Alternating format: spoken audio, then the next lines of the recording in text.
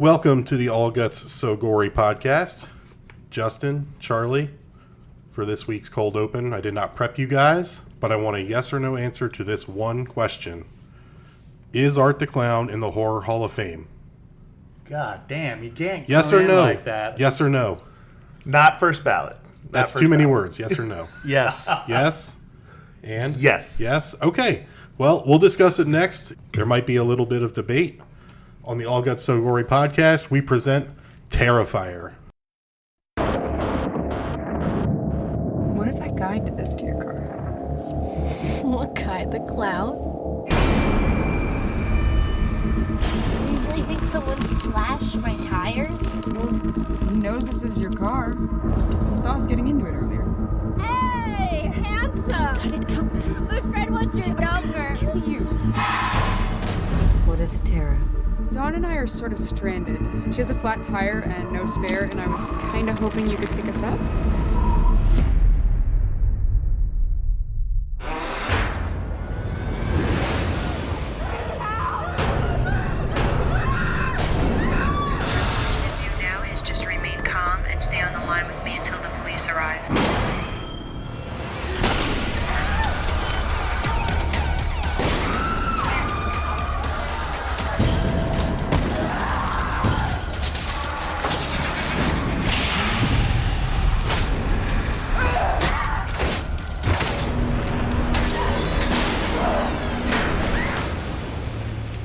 What the hell is wrong with you? What, did you think he was gonna hack me up into little pieces or something?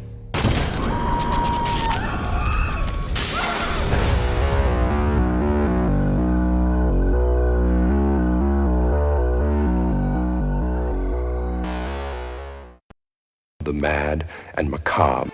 Oh, what monster could have done this? I'm just gonna bash your brains. Live or die. Make your choice. Wake up, little girl. Playtime's over. You don't know what death is. Sliced and diced. Welcome to the All Guts So Gory podcast. I'm Mike, joined as always by my mans Charlie and Justin. So, welcome, guys. We're doing Terrifier this week. This is my first pick in the go-round of our rotating picks. And I want to start by talking about why I picked Terrifier for this week. When we decided on a format of rotating hosts, picking their films that we're going to cover, I banked 3 or 4 movies that I could have made my pick when it was my turn. This is the All Guts So Gory podcast, so I felt like I needed to pick a 10 out of 10 on the gore scale, one of the categories we talk about later in our show. I think this one definitely checks that box. And then I also picked this movie because we've done movies from the years 1982 with The Thing, 1978 with Dawn of the Dead, 1984 with Nightmare on Elm Street. So I wanted to go with something a little more modern. Terrifier was 2016 or 2018, whichever one you prefer. And the last reason I wanted to do this movie is because I felt like it warranted quite a discussion on where Art the Clown falls in the horror villain hierarchy, as far as guys like Michael Myers, Freddy Krueger, Jason Voorhees. And Art the Clown, there could be some recency bias. He's not been in the number of films that those guys have been, but it's worth discussion. So, with that, Justin, Charlie, your thoughts on Art the Clown? Art the Clown, I don't know when I want to go into this, but I feel like he is my kids, the generation that my kids are in. They're 15, and I feel like he's their Freddy. I do feel like he's the new, let's be sinister, let's be a little silly, let's be horrific. I just think this is the type of movie that the kids are like, hey, you have to see this one. Get a load of this shit, basically. Right. Yeah, I completely agree. And so, of course, I'm old, and my first thoughts were, well, he's not. And then I caught myself, and I was like, you're just being a old jackass now. And I was like, yeah, he's what Freddy was in the 80s. He was new on the scene. Jason, Voorhees in the 80s. older people wouldn't have picked him as like a older people would not have watched those movies. And definitely would have been like, well, he's no Frankenstein. I was like, you're goddamn right, he's no Frankenstein. He's no better. Nosferatu. So yeah, Right. Art, I'd throw him in there. I'm not a particular fan of the movies, but he's well on his way. I also want to say he's one of the rudest characters I've ever seen in my life. Like signing your name and shit on a wall is like next level rude. Yeah. Something you've only done 2 or 3 times, right? Today. Usually when he steals kidneys, but yeah. So, Art the Clown is been in the Terrifier universe for 3 films, a 4th on the way. He started in the film All Hallows Eve, which is a VHS type of movie where there's 3 short stories within the film, and all 3 feature Art the Clown. But Art the Clown, as we know him from Terrifier, has been in the Terrifier franchise for 3 movies now, going on 4. For a little bit of comparison, Michael Myers, Halloween, 13 films. Freddy Krueger, 9 films. Jason, 12 films. Friday the 13th, 12 films. How have they not gotten to 13? What are we doing? I know there's been legal stuff, but get that shit done, please. I'm counting the real quick, reboot? but I think you count it as like, you know, That's counting the reboot. In the fighter pilot world, you become an ace after 3 kills. Oh. So you get 3 movies. I mean, you're an ace. After that, it's just gravy. My research said he actually appeared in the 9th Circle. So he Right, might which have is appeared- one of the shorts. So Oh. the Ninth Circle was a short Damien Leone did. Terrifier is a short he did. And then those are 2 shorts that are in All Hallows Eve. Oh, gotcha. Which includes 3 shorts. And then Terrifier, as we know it, is that short, obviously extended. And then Chucky has been in 8 with a TV series. It's 3 seasons strong. Pretty good, not bad. And like I said, Art's been in 4 films now. Other villains to consider: Leatherface, 10 films. Pinhead, 11. John Kramer or Jigsaw, 10. Candyman, 4. Ghostface, the Scream franchise, despite being a different killer each time, 6. Pennywise, 2 to 3, depending on how you want to count Chapter 1 and 2 of those. Jack Torrance, a 1, but a 10 out of 10 villain. Right. So it's like you got, Jack motherfucking you know, Torrance, if Jack Torrance is, say, like the Gale Sayers of villains, where he's short career, but in the Hall of Fame because he's a banger. Yeah. You know, that's an the Jeepers option. Creepers. Yeah, 3, Villain. 4. How 3, many Jeepers? 4. I don't think there was 4. So Yeah. and so Art pales in comparison to many of the villains in the horror scene, as far as quantity goes. But I thought this was going to be maybe more of a discussion. I thought maybe there'd be some pushback. I think he's in. I think if we're going to compare him to athletes that are, maybe they need a little more on their resume. Is he Aaron Judge? Is he Giannis? Is he Lamar Jackson? Is he Otani? Like top of his game, MVP. Nobody bigger right now, but just needs a couple more films. And I think the 3, like Charlie said, is pretty spot on. That's, He's at least, new there's on- a trilogy out there. He's new on the block, but I mean, if you like his movies, are bangers. I mean, he knocks it out and consistently performs, and there's no debate about that. It's easy. Right. It's to me, I guess a good analogy would be Nikola Jokic would be a good one. That's a good where one. It's like he's got 3 MVPs already, Yeah. maybe, and he's going to make the Hall of Fame. So why not? What are we doing? Just let's go ahead and put him in Yeah, as you're just being a jackass if you're like, oh, I mean, he's no Michael Jordan. No shit. We get it. He's not Michael Jordan, but he's gonna be Hall of Yeah, Famer. like you're Freddie, they're Michael Jordan. You're Jason's Babe Ruth. You know. Yeah. All right. So I definitely thought we were gonna have some more discussion on that. So with that, let's we'll talk more about Art the Clown. We'll talk more about Art the Clown as we get into this show, but let's talk about the movie. Let's start with some of the details. Terrifier came out in 2016 at the Telluride Horror Festival. Got its U.S. debut nationwide in selected theaters in March of 2018. So it took 2 years, but came out. And then I saw this film in the fall of 2018, I believe. It may have been 2018 or 2019 on a streamer. And I remember watching this movie alone and immediately the next day telling my wife, like, you got to see this shit. Like, we're gonna watch. I'm gonna watch this again. He's like, you just watched it. I don't care. You need to see this. I'm gonna watch it again with you.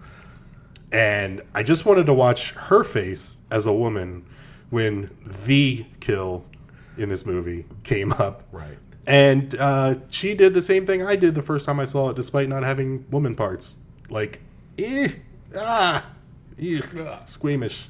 So good. So I know your wife a little bit, and I definitely know that the more gore, it's like a one of those graphs that you line out. The more gore there is, the less she's interested in it. So that was interesting. She is not a gore fan. Let's put it that. It's interesting that you. She likes scary stuff. She does not like intestines and guts and all that blood falling out and hacksaws to private parts. No. Doesn't bother me. You Doesn't twist bother your me. ankle or break a thumb, I'll have to get up and walk around for a minute. In this movie, it's like on a cartoonish level, especially because I feel like the victims stay alive longer than they should during the kill in this one, and definitely in the big kill in Terrifier 2. They stay alive much longer than they should, whereas, you know, a normal kill like this, they're probably out in a second. Right. So it's because it's on a cartoonish type level, that's what really draws me in. I don't feel like this was cartoonish at all. Like when he breaks out that hacksaw and she's upside down, maybe we're spoiling it, but you know what's going to happen. And when it happens, I was like, that shit looks real. Even, you know, for good measure, he has to take off the underwear because you don't want to start with underwear when you're cutting. No, you get snagged up. Right. Yeah. Everyone knows that, right? We will. I'm sure we're going to go into that for quite a bit later. Oh man, we definitely are. So that's when I first saw that movie. 2016, 2018, in my personal life was a pretty big year of transition for me between some jobs, between going back to school. We're talking about 7 to 9 years ago now. How about for you guys? Where were you at in these years? I think the first time I saw it was with you, Justin, like one of our movie nights. It's very possible.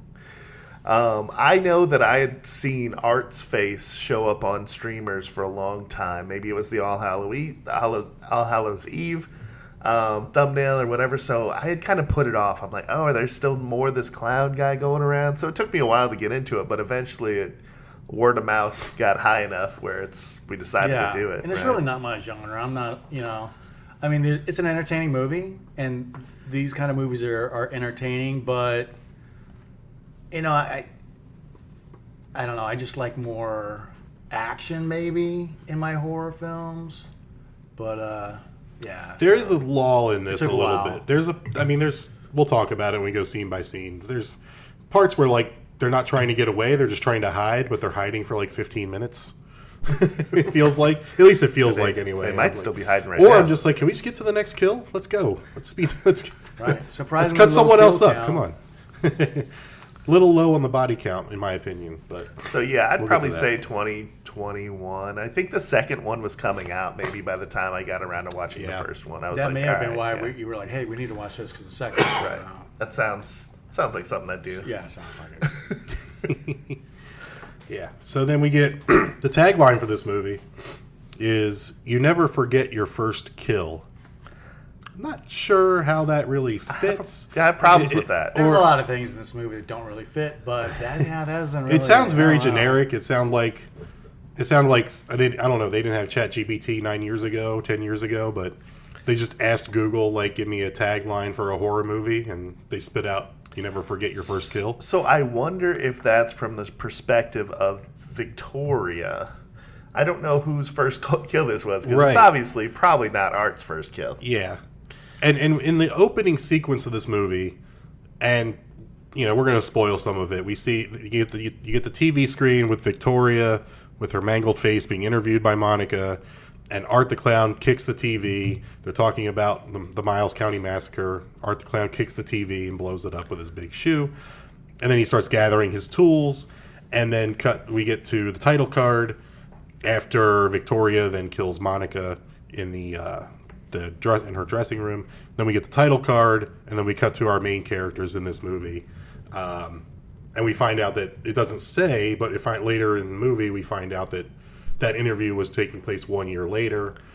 So I don't know if you're right, if that is from the perspective of Victoria's first kill, or if what we see in the beginning is really like the preamble to Terrifier 2, and then we're actually witnessing Art's first kills being the pizza shop guys, and then Dawn and Tara. I don't know. It's. Yeah, I was trying to get there. I don't know if it's that deep. I was trying to connect those dots. It's a very vague tagline. It's not a horrible memorable. tagline. So, Fail of the tagline. Yeah, it's not a good. What do you got? Could you think of a better one right now off the top of your head? Hey, on Halloween, he's just clowning around. Right. Don't trust a fucking clown. Guns don't kill people. Art kills people. Not your parents' clown movie. Yeah. More wise than Pennywise? I don't know. There's probably some copyright issues. Two cannibals sitting on a desert island eating a clown. Does this taste funny to you? There we go. So let's talk about the director of this movie, Damien Leone. He was 40 years old when he made Terrifier. Broke into film doing special effects and makeup work. I think the only thing on his resume that he directed it is not Terrifier related is a movie called Frankenstein versus the Mummy. Familiar at all? I haven't seen it, but I'm down with watching. 1955 or something. Here's the synopsis of it. The mummy of a cursed pharaoh and a reanimated corpse terrorize a medical university. Only an Egyptologist, that sounds made up as fuck, and a college professor, the deranged Dr. Frankenstein, may be able to stop the creatures before it's too late. 3.7 out of 10, according to those who voted on IMDb. I mean, I'm putting it on my list. Moving on. Not on my list. Yeah, he's more famous for the short films, as Justin mentioned, The Ninth Circle, Terrifier, which would become the compilation of short films in All Hallows Eve. Not really known for anything else. Get to some of the cast. Jenna Cannell plays Tara. She's a seasoned stunt performer, did all her own stunts in this movie. Otherwise, probably the most famous movie she was in was Bad Boys Ride or Die, besides Terrifier. Nothing else on her resume really rang a bell. We have Catherine Corcoran, who played Dawn, Samantha Scafidi playing Victoria, and David Howard Thornton playing Art the Clown. A lot of these actors won awards in short films on the indie scene. Don't know anything about those award shows. Things like, like I think the Fangoria Chainsaw Awards. That was one I was going to get into. The Fangoria Chainsaw Awards in 2019. David Howard Thornton was nominated for Best Supporting Actor. Lost to Alex Wolff, who played Peter in Hereditary. He won. Tough beat. Yeah, that's like, you're going against Sir Laurence Olivier. So, Jack Nicholson. There's that. But then some of the other stuff they've won awards for is for short movies. Like I remember, Catherine Corcoran won a Best Supporting Actress award for her supporting actress role in an 11-minute short. I'm like, how many lines is that? Like 5? I don't really know. Yeah. I don't know enough about that stuff. All around, this was good acting. I mean, better than most of the actors in Nightmare on Elm Street. Definitely better than Dawn Till Dusk or Dawn of the Dead. But you watch this movie, it's super low budget. They put together some decent acting. Right, with the exception of a few knuckleheads like the maintenance guy in the even building. he was. I was thinking the same thing. I was like, there's got to be a bad actor in here somewhere. I was focused on him, and I was like, there it is. I was like, oh no, that wasn't actually the pizza guy. I mean, be right with you, buddy. Even those guys were good for this budget, for this level of movie. Okay. Those guys, everyone in the all the actors were solid. They didn't take me out of it with their acting. No, definitely not. Charlie, you talked about the budget. This movie was made on a $35,000 budget. Is that less than Blair Witch Project? Yes, Blair Witch was like $85,000, $90,000. Right. I wanted to look into that and I forgot to. But yeah, made $421,000 worldwide, which is about 12x. Blair Witch Project made way more than that. But Justin, as you said, Terrifier 3 is what all the kids are seeing, what everybody's going to see nowadays, and it's the shock value and it's mainstream. Terrifier 3 did 45x. Budget of $2 million, made over $90 million. Number one at the box office over Joker 2, Beetlejuice, The Wild Robot, another Transformers movie. Some heavy hitters the week that Terrifier 3 was out, and Terrifier 3 #1 at the box office. Was that a Halloween release, or do we know? I don't know. It was an October release. Okay. But Okay, Google says Yeah. Blair Witch Project budget was $60,000 and it made $248 million. Right. I mean, that's that's rough. champ That's right the- there. that is the heavyweight champ of Champ. yeah. I'm sure I think it was honorable mention if it wasn't on my my Mount Rushmore or Mount Rushmore, but Blair Witch might be a pick down the road, and we can talk about all that later for sure. Yeah, definitely. For sure. All right. Anything else before we get into the scenes and talk about this movie? Deep dive into it. I did another wild card. Most wild card. I did look at their Charlie's our IMDb wild trivia. card. Okay. So I watched it one time, and I'm coming in. All right. Okay. So he's playing the wild card I role. have seen it a few times, but I saw it one time. I watched it yesterday. So I think I've there we go. seen it in its entirety in one sitting twice, including last night, and I think in bits and pieces as the kids are watching it. No pun intended with the bits and pieces, obviously. I think I watched this about 17 times this week. No, at least twice. Okay. But How many times do you think you've seen it overall? Over 10. Okay. Over 10. Yeah. It's a great one. I love this movie. All right. Oh, do we? Are we still talking about the cast? Sure. Yeah, All right. talk Let's some more about the cast. let's talk about. Charlie and I had the. I don't know if it's an honor, but we saw David Thornton at a Scarefest in Lexington. Yeah. We saw him speak on a panel next to Pennywise and a couple Jasons, basically on their inspirations and things like that. Normal guy. If you saw this guy walking around, he looks nothing like Art the Clown. Didn't he say he was like horror movies weren't even on his acting to-do list. He was like looking for more serious type stuff, and he just fell into it. What I was able to find about it was he's actually the second Art the Clown. There was a guy named Mike Gianelli who was in the short films, but basically was like, I'm done with this prosthetics and this makeup shit, so I'm out. They then auditioned 6 people. David was the 6th one. There was a scene where he had to pretend to cut off a head or something and pantomime eating it, right? So he pantomimed eating it, but he also pantomimed adding salt to it to give it more flavor. And that got him the role. Doesn't he have a pantomime background? Yeah, he was a mime. He has mime experience for sure. So I did a little homework. I saw some stuff. He wanted to play this like an evil Mr. Bean. Did you see that in your Nailed research? it. I did see that line somewhere. It is amazing. Let's talk about what we're drinking real quick. Okay. Are they paying us? No, of course not. Okay. Some Jameson triple distilled, triple cask. Boom. Jameson. If you're out there and you want to, send us some free stuff, we'll take that. But smooth. It's tasty. Thank Will you, Charlie. Will we settle for a double-double? No, never. Can I get a triple? Justin's top Is that a off. Why don't thing? you pass it over here? All right, now that's All right, the where we last at? of the notes I had on the cast. No, for that's sure. a good one. Those are good. All right. Let's get into this scene-by-scene breakdown here.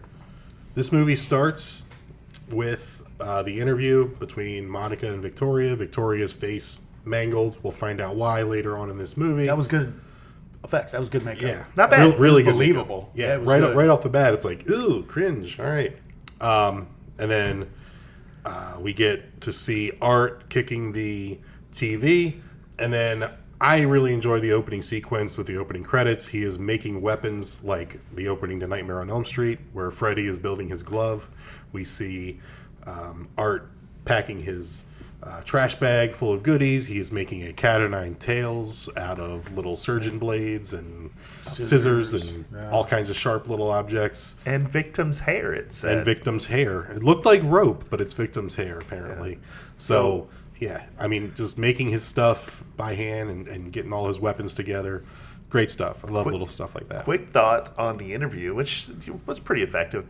First of all, the interview host was a garbage A bitch? person. Right. Right. You could say, Snap. hey, bitch. Right. She, could you kill me if I ever look like that? Yada, yada. But it reminded me of when the chimpanzee attacked that the lady in his neighborhood kind of thing. And that lady was kind of paraded around on the talk shows, too. Did anybody else have I don't that? think I know this. feeling? Yeah. I saw. Yeah, I know what you're talking about. But yeah, there was a survivor of a chimpanzee attack, but like her face was obviously altered forever, right? So I think she was on Oprah maybe and on some other things, and it was kind of like this where everybody tuned in to see the horrors, right? Yeah. She was in Nope. That was a different lady. I know. Too soon. So this is our first kill in the movie. Victoria attacks Monica, leaves her basically looking like how Victoria looks, mangled face, one eye hanging out, the rest of her face. This is my basically first problem with the movie. A gravy bowl or an ice cream bowl. If you First problem with the movie? First problem, why?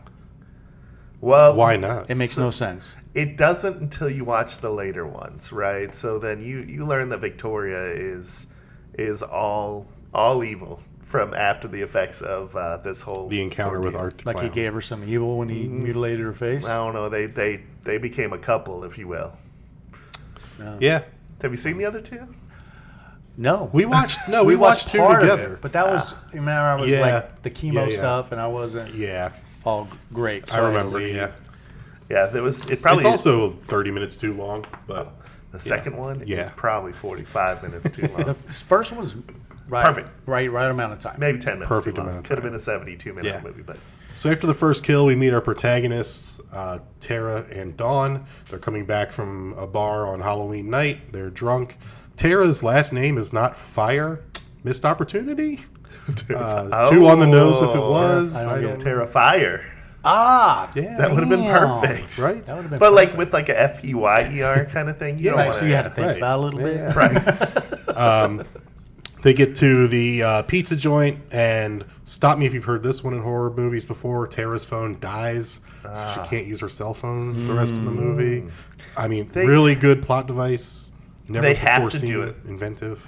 Movies after 1995 or whatever, they have to find a way to nerf, your natural ability to defend yourself, right? Exactly. Right. Like it's the thing everyone knows. Like 150 episodes of Seinfeld can't exist if cell phones exist. Basically. Right. So yeah. Also, real quick before that, I want to say that a possible tagline might get people in trouble, but sometimes drunk driving is the right choice. No. Sorry. I got crickets on that one. But like, imagine, they might have got some fender benders, but they would have been. Yeah. Right. I don't know, it's Don't Halloween. don't it's drive Halloween drunk, night. They're getting guys, pulled okay? over. If I see a immediately. clown on Halloween night and I'm drunk, Risk I'm it. driving. Right. I'm driving. So Art the Clown posts up at the table across from them, being creepy. I remember As on fuck. first watch, this was edge of your seat. Like we don't know what Art's about yet.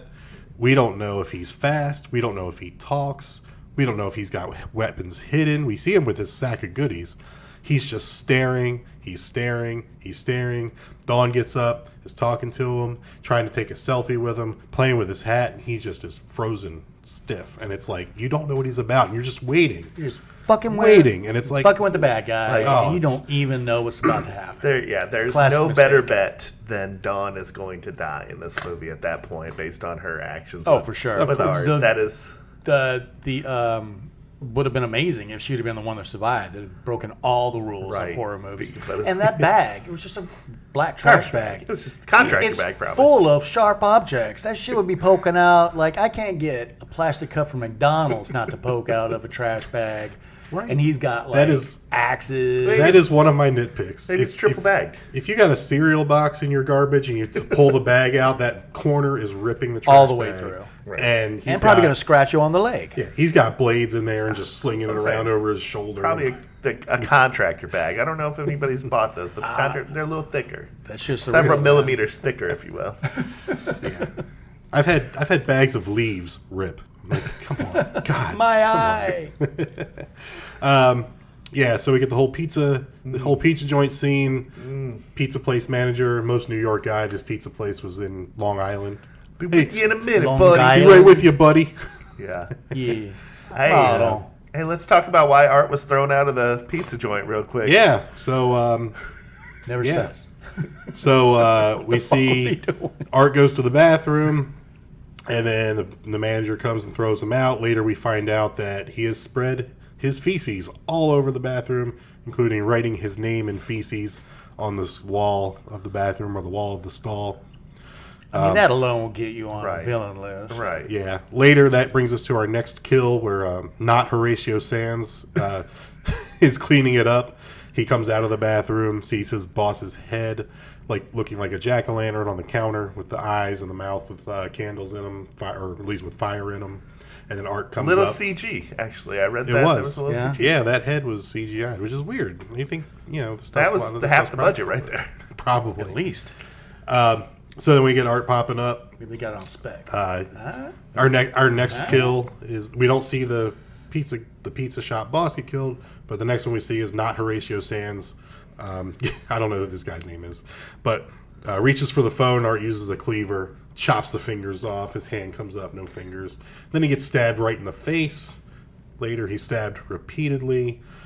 These are big budget movie special effects. They are. The makeup, I mean, it was all really convincing. When the other guy, the other head maintenance guy comes in later, and like his kill is there's amazing kills, and it's kind of weird to say amazing kills, but we're talking about fantasy. It's horror movies. It's a horror movie, guys. It's Settle fantasy. down. Maybe you're on the wrong podcast if you get offended by that. Spectacular kills. They look realistic. The blood doesn't look like Kool-Aid or it's too dark. Good thickness. It flows right. The guts are right. The cutting off the head's right. The stabbing in the head. It is all really, really good. Yeah, hats off. I didn't do research on who the editor was on this one, but hats off to that because that involved, laying down, prosthetic things, chopping it, spurting out, and it was pretty seamless. I didn't catch when they. Yeah, I think Leone did the special effects for this and the makeup and everything, including directing. So it reminded me of several older, 80s, 70s grindhouse type of things. For sure. This scene in particular. for sure. That weren't as good. Correct. They learned. Yeah. So the girls get back to their car. They find their tires flat. Tara calls her sister Victoria, who we don't know who she is yet. And, Tara has to go to the bathroom, goes to the building next door to where the car's parked. We meet Mike the Exterminator. Dawn is waiting for her. And Art gets in the car with Dawn. And now we are off and running. That was a because good scene. that pretty I would much say that wraps up the wraps first up Act One. third Yeah. of the movie. Yeah. Yep. And now it's on between the antagonist and the protagonist. Tara hears something in the alley, meets Crazy Cat Lady, who, as far as Crazy Cat Ladies go, she looked pretty clean. She looked pretty good for homeless Crazy Cat The Lady. cleanest Crazy Cat Lady I've seen, probably. You could trust her. You could approach her. She probably doesn't Probably smell. have a- doesn't smell bad. I'd give her a ride somewhere. She and looked like she not just got even out of the think it would shower. smell. Did her hair. She looked pretty good. Share a boxed wine with her, maybe. Yeah, she's credited as Crazy Cat Lady. It's only one cat, right?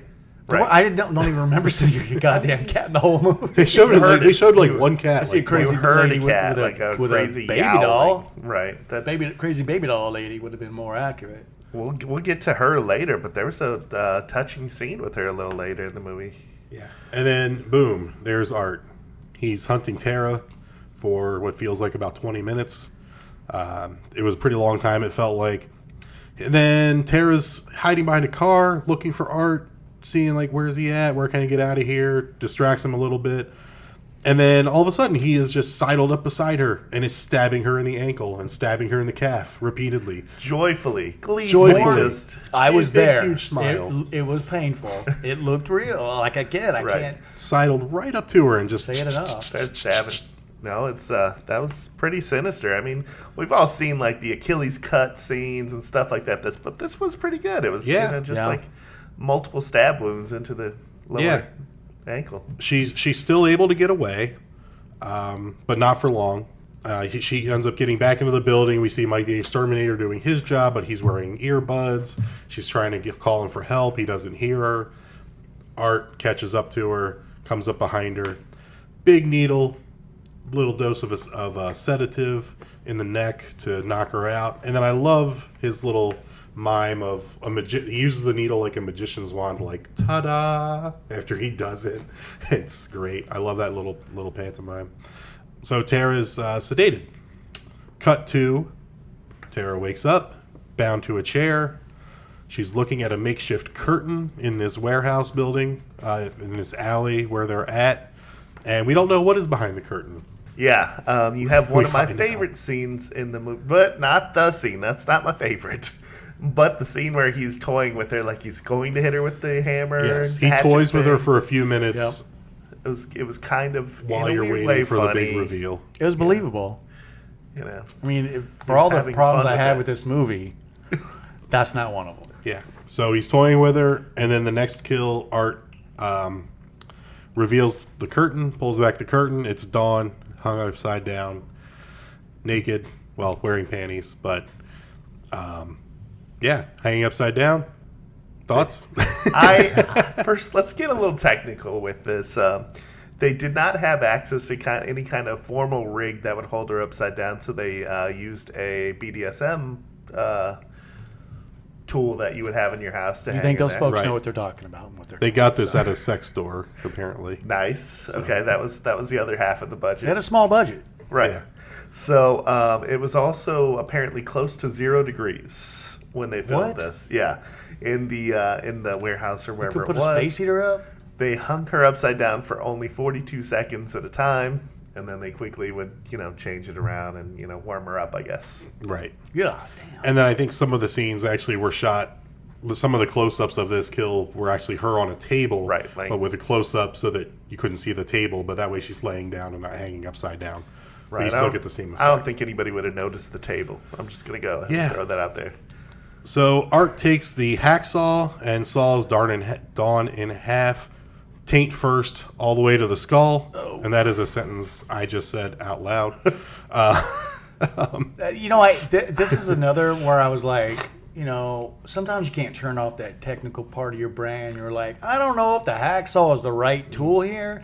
And I was like, well, What maybe would a you wood use to saw- cut someone from taint to So teeth? I went through I paused it and I went through. Reciprocating saw? You made a list. So he's a hand tool person. Definitely. He's got No no power- plugins, no power tool. no Okay. plugins, no What about batteries? batteries, Yeah, no okay. batteries. So a hacksaw, it's got those small blades and it's mostly designed to go through metal, maybe some plastics because the little blades Right, are dowel more rods, efficient. things You like can't that. use a big tooth blade on metals. But then I was thinking, okay, so he's going to use a hand wood saw, but then you run into the same problem, but in a different way because those large teeth are going to get, this is gross, but it's going to get snagged up on every single piece of meat and tendon, and you're just going to be fighting it Right. the whole way. So I think a cleaver probably would have been the right The tool to starting use. tool, is that what you're saying? The butchers would probably start with a cleaver. But then you got the bone, and I don't even know why I'm discussing this so much. But it bothered me, and then I came back around. I was like, maybe he doesn't have a cleaver. Well, Wood saw is going to do even worse. So back to the hacksaw. we saw a similar scene He went in the through movie very quickly though. Bone Tomahawk.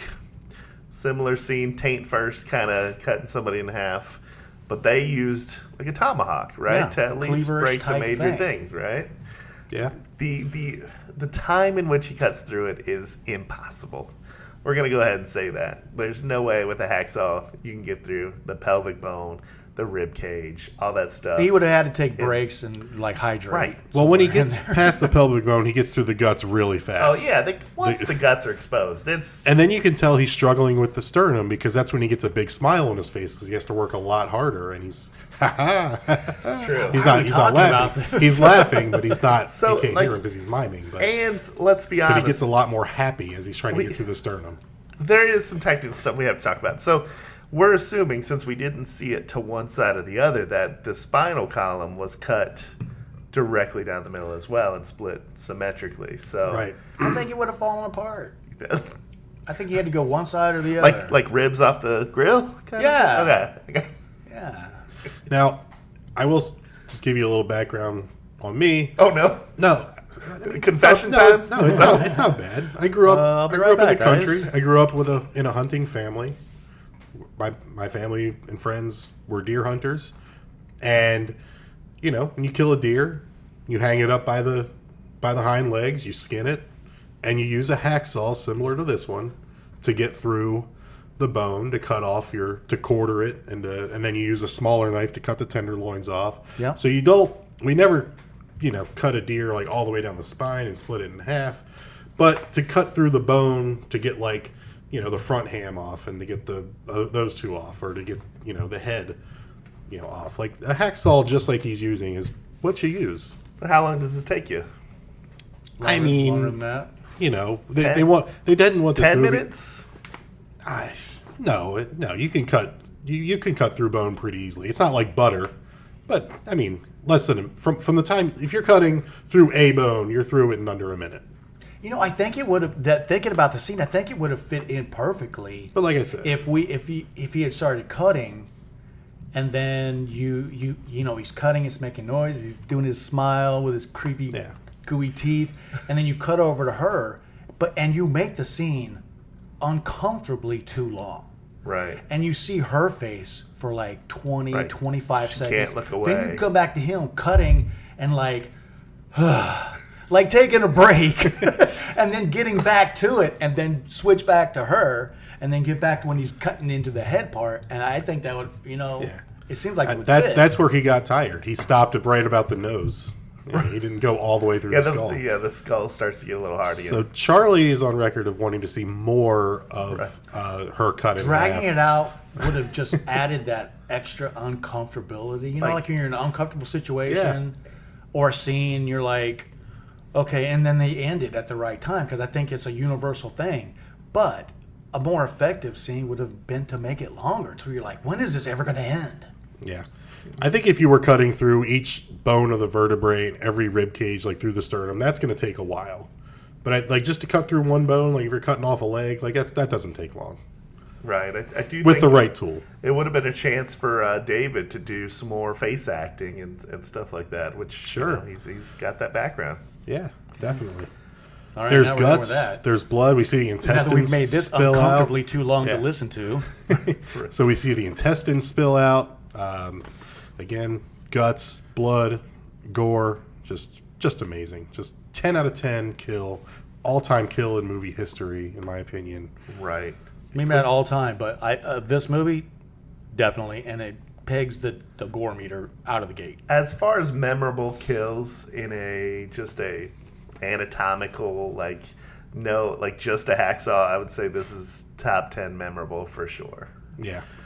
You'll never forget it, and you'll never forget if I'm watching a movie by myself and I audibly go, "Oh, fuck!" Like you win, you got. I think it's worse. Yeah. I think in my case it was, he's not gonna. Oh, he's gonna. He's doing it. Yeah. So the whole time he's cutting Dawn in half, Tara's watching, bound to the chair, freaking out. Tara is able to free herself by ripping the arms off of the chair. She stabs Art just once and then runs away. Once. Classic horror mistake. What are you doing? My least favorite what thing are you that doing? These victims do is they stab and run. It's like stab and run. No. Right. This isn't boxing. You don't go through the neutral corner. You jump down on that guy and finish him off. In public settings, they say distract, get distance away and run to safety. But this was not that. This was, your fighter. This is this is a to the death. Right.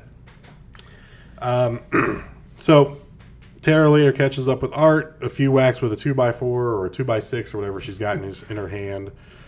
And then the next kill, or so we think, Art just pulls out a 9mm and shoots her. Another problem I have with this movie. What the fuck? I knew this was going to be a point of contention. Rewind just for a second. Oh my God. More of the not enough violence from the victim's perspective. Yelling taunting him to get up, mother effer.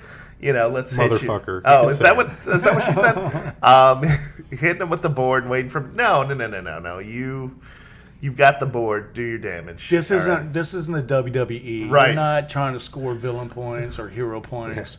You And a 2x4 is not easy to swing. She's an American flag away from being Hacksaw Jim Duggan. Right. Which would have been fitting because her friend just got cut in half by a Hacksaw. Oh. Missed opportunity number 2. Terrifier. Her last name is not leaving Fire. money on the table is what they're doing here. So I interrupted you, Mike. Let's start with you knew it was going to be a point of contention with the gun. Well, because slashers and villains in slasher movies don't use guns. The only time a gun comes in is when the hero tries to use it to no effect. They don't double tap.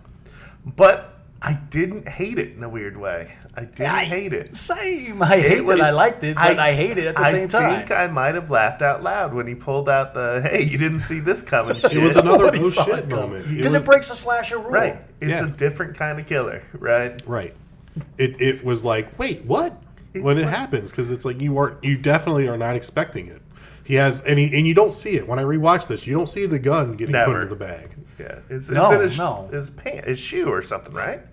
I don't know where he pulls it from. No, that's later. Like a throwaway. But when he's getting his bag, That's where he got it from. When I thought he pulled it out of the bag. He was on the ground, like that's a 45. That was way too big to. I think it was what's it look like a 9?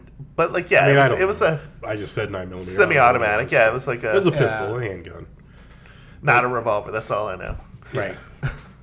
It looked like a 911, but 1911, 1911 45, Colt 45. Okay. Not a 911. Too big for a throwaway ankle holster. Definitely not a throwaway. Yeah. He shoots Dawn 3 times. The third one you think kills her. He goes to reload, and then we probably all forgot that Tara called her sister Victoria to come pick them up because of the flat tire, and this is where Victoria shows up. Art notices the phone because she texts Dawn's phone about, hey, where are you guys? And he texts back, come around. We see Dawn again looking like an open zipper. And then he finishes Tara off with 5 more shots to the head. Right. Or so we think. The one through the cheek. Yeah, the one through the cheek probably would have taken her out, I think. I mean, there's a possibility that it doesn't. But that exit damage would have done some stuff. It looked right. And It looked right. You're right. I called it. I just Googled it. It was a model 1911 45. That's a big fucking gun. Yeah. Too big for an ankle holster. We don't all have military experience, Charlie. No, well, you're welcome for my service. So then we get to, I think, now, again, from my experience, the shot through the cheek, she definitely could have lived through. Yeah. I've seen in my some prior employment in the city of Baltimore, working as a firefighter and EMT, I've seen some stuff. And I've seen people with having gunshot wounds to the face that are sitting there reciting their social security number and their vital information for, to make sure they're still alive. And I've also seen people take a stray to the foot and they are crying and yelling uncontrollably that they can't stand the pain and they can't even answer a question because they can't stop howling. So, it's weird. The human body's a weird thing. Do you mock those people? Absolutely not. Absolutely not. No. I mean, I was kind of like, dude, this guy last week was shot in the face and he's just chilling. Like, you took one to the ankle and you're just crying like a baby? No. But that's what was happening. But anyway, but the other 5 shots to the face, like, that, you're not taking 5 to the face and living through that. Yeah, that's what she should have done to him. Right? But she does, because this is a cartoonish type of the victims live too long, which allows the violence to be prolonged kind of thing. So after that, the crazy cat lady bolts. She goes and finds Exterminator Mike doing his thing in the building next door. Mike wants nothing to do with her. Right. He's like, hey, get out of here. And she's pushes like, her on the ground. Police. You need to call the police. These guys after me. Hey, lady, why don't you just leave me alone? Like, but she did come off as crazy. What she saw. Right. But also, she's the cleanest crazy cat lady there's ever been. But like, you could just be like, okay, sure, I'll call the police real quick. Like, yeah, baby girl. He's just like, I don't know what you're talking about. You need to get out of here. Like, he's like, I'm going to call the police, and she's like, yeah, call the police. And he's like, no, you're crazy. Leave me alone. Like, then he decides, listen to her. Then he calls his company that he works for instead. Right. Like, okay, I thought he was going to call him afterwards. Yeah, way creepier crazy cat ladies out there. That brings us to our next almost kill. This is Mike the Exterminator, runs into Art and gets a hammer to the head. Hammer to the head. Yeah, normally that would probably come close to killing somebody. Yeah. For a minute, I thought it was the prequel to Sling Blade. Like, I thought that's how Sling Blade turned into Sling Blade, but but it wasn't, apparently. Yeah. No, sir, it wasn't. Taters. Tater, All right, so that brings us to... biscuits and mustard. I reckon them was from Arkansas. Cut to Art is now rocking the baby. Crazy cat lady is consoling Emily. both of them. Emily. The fake baby. Baby is Emily. The baby is a baby doll. I don't know if we covered that. If you've seen this, you know. Which I hope you've seen this if you're listening to this. But the baby doll that Crazy Cat Lady is caring after. Art the Clown is now caring after the baby. Crazy wants Cat the Lady baby consols back. both of them, and it's almost like she finds Art's weakness there for a minute. But then they don't really revisit this. They do revisit what happens, but yeah. So that scene, apparently, David cried. I just keep calling him David Thornton, but he cried afterwards because you saw him in person. I mean, when you've been as close to this person as I have, you can call him David. Yeah, there's a scene. She basically tries to appeal to his human side. You have no heart left in you. Have you no mercy? Right. Have you never felt the touch of a mother? Blah, blah, blah. Mm-hmm. But yeah, he actually cries afterwards. But I'll let you keep going here. Yeah. After that, that's when we see Victoria again. She turns a corner. She sees Dawn, freaks out. Dawn is split from vagina to vocal cords. And... and then, Accurate. Tara, not quite dead yet, apparently. We think Victoria is helping her. No, she's dead.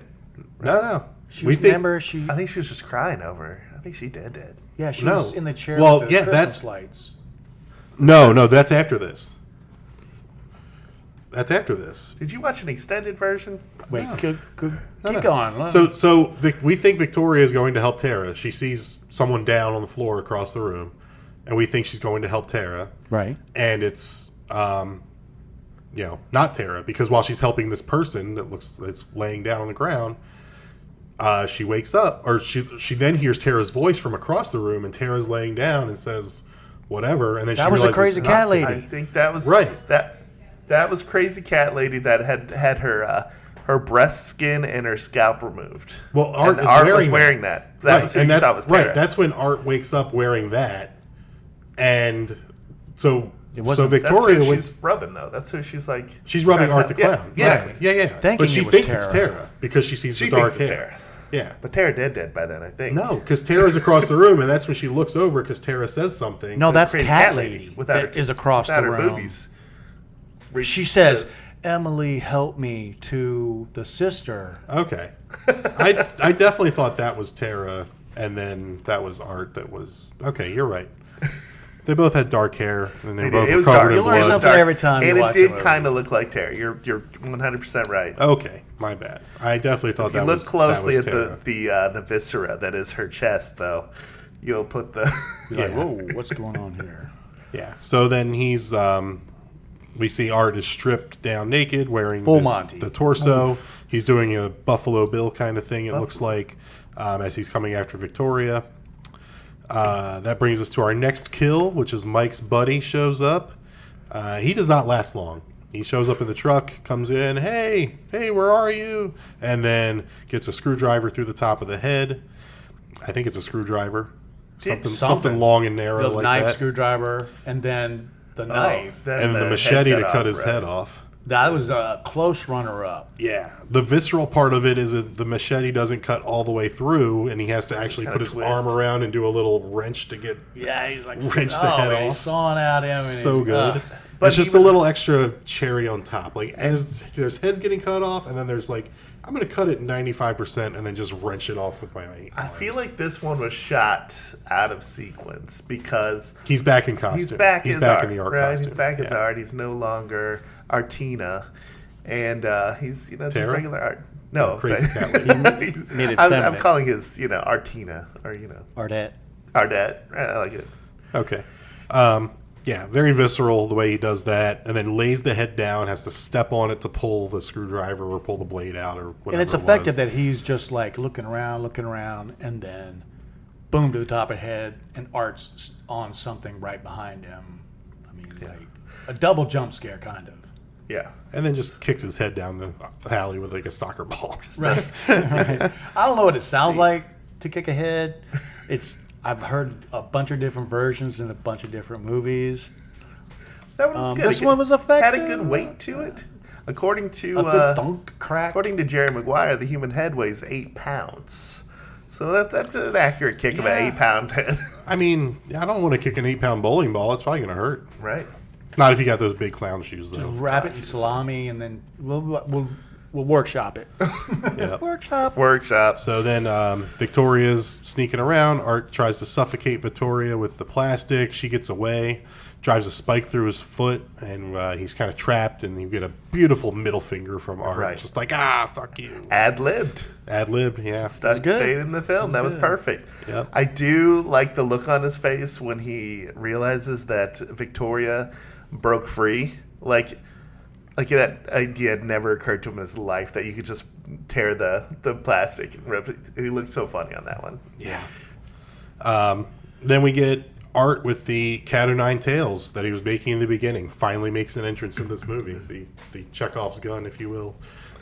Making this brutal weapon and brings it out, and he's swinging it around, cutting Victoria all over the place with it. And Deep cuts. yeah, I don't know about you. If I was swinging this thing around, I'd be cutting myself as much as I'd be cutting them. Like, Right. I feel like if I had a set of nunchucks and I was swinging them, I'd whack myself in the arms or the I back. feel like it's too short. Was it too short? Do you think it should have been a longer in theory? Nah, I mean, longer, the Perfect more flail. likely you are to get Right, yourself. okay. You know, Yeah, I'd definitely be cutting the shit out of myself if I was swinging like how this many thing people around. would die their first practice try with a lightsaber?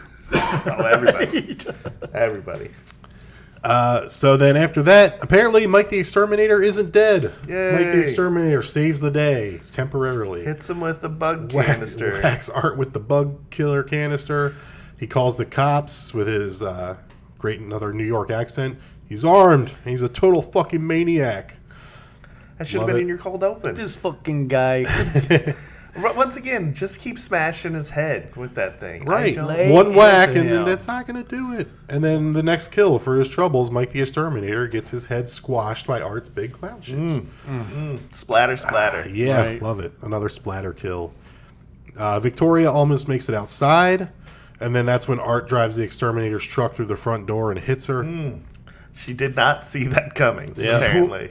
She did. She definitely Right, saw but it. not in time to get away from the door. The cops actually show up, and when they show up, Art is eating her face. Gross. Disgusting. The cops then are going to shoot him, and he stands up and shoots himself. To that point, we didn't know Art was a cannibal, so I don't know if that changes your opinion on him, or... I mean, it's just more visceral, I think it more was just brutal, for, adds to the brutality's sake, rude, not really a crude cannibal. rude He's of probably a what he can pizza do. calzone maybe guy kind of guy. He lives in New York. Yeah. And then we get, so Art's dead, we think. He shoots himself in the back of the head to get away with this. We don't know if he's supernatural yet. We don't know what he's all about yet. This is the first installment of this series, so we just don't know. We're like, well, I guess he's dead. I mean, if you've watched enough horror movies, you know he's not, but he blows the back of his head out, and then the cops realize that Victoria is actually still alive. And They say take in horror. They say in disgust. She's still alive. They take Art to the coroner's office along with Mike, I believe, and rip the body bag open. Art is smiling at the doc after some supernatural stuff starts to happen with the lights flickering and all that stuff. Yep. He smiles at the doctor in the coroner's office, chokes him, grabs him, chokes him. Right. And fast forward to a year later, and that's where we see Tara's sister is able to leave the hospital after having her face eaten off. And the last line I think we get is, "Good luck with the interview tomorrow." Turn around, we realize Victoria is the survivor of the Miles County Massacre, and she is the one who committed the first kill in the film. Everything comes full circle at the end here. Roll credits. Yeah. Roll credits. All right. So I want to point out a couple things before we get to some of the categories real quick. In the end credits, there's an in-memory portion where Damien Leone shouts out Wes Craven, passed away in 2015. on the radio when Dawn's in the car, he mentions Craven's Halloween store as one of the ads. So a little shout out to Wes Craven. Yep. Also, the opening credits, how Art is making some of his killing tools, just like Freddy does in Wes Craven's Nightmare on Elm Street. So shout out there. He also shouts out George A. Romero, who died in 2017. One of the main characters is Dawn, like Dawn of the Dead, perhaps. Perhaps that's where that came from.